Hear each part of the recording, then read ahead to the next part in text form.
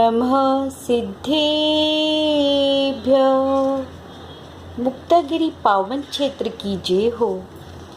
मुक्तागिरी एक पावन सिद्ध क्षेत्र है जिसके विषय में कहा जाता है कि अचलापुर की दिसी शान, जहाँ मेड़गिरी नाम प्रधान, 3.5 कोड़े मुनिराज, तिनके चरण नमो चित लाए।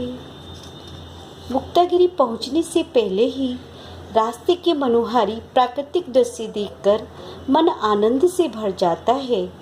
यहाँ का प्रवेश द्वार भी बहुत भव्य है। ऐसा कहा जाता है कि लोग शिकार के लिए जूता चप्पल पहनकर पहाड़ पर जाते थे। मंदिर की पवित्रता को बनाए रखने के लिए इस पहाड़ को लगभग 1928 में खरीदा गया था।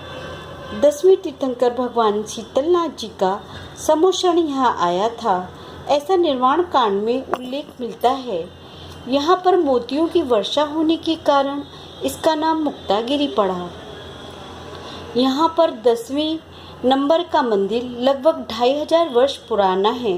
ये यहाँ का सबसे प्राचीन मंदिर है।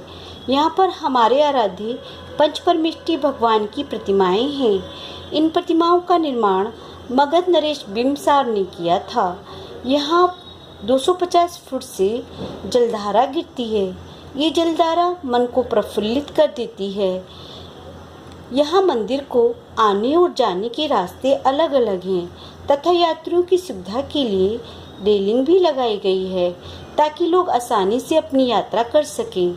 मंदिर की प्रसिद्धि में मंदिर क्रमांक 26 का स्थान दूसरा है। ऐसा कहा जाता है कि अचलापुर में एक समुद्र के किनारे राजा श्रीपाल को प्रतिमा के दर्शन हुए थे। बाद में उन प्रतिमा जी को वहां से निकालकर इस स्थान पर विराजमान कर दिया गया।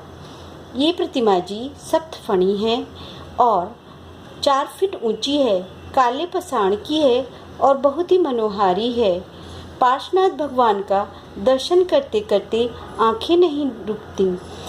निरखो अंग अंग जिनवर की, जिनसे छलके शांति अपार। हो निरखो अंग अंग जिनवर की, जिनसे छलके शांति अपार। इस क्षेत्र के अनेक अतिशय हैं। ऐसा कहा जाता है कि दिल्ली निवासी अरुण कुमार जी बैसाखी छोड़कर अपने पैरों पर चलने लगे। एक गूंगी लड़की बोलने लगी और मेरी एक दोस्त जो असहनीय एड़ी की पीड़ा से ग्रसित थी, उनका दर्द भी यहाँ आने के बाद गायब हो गया।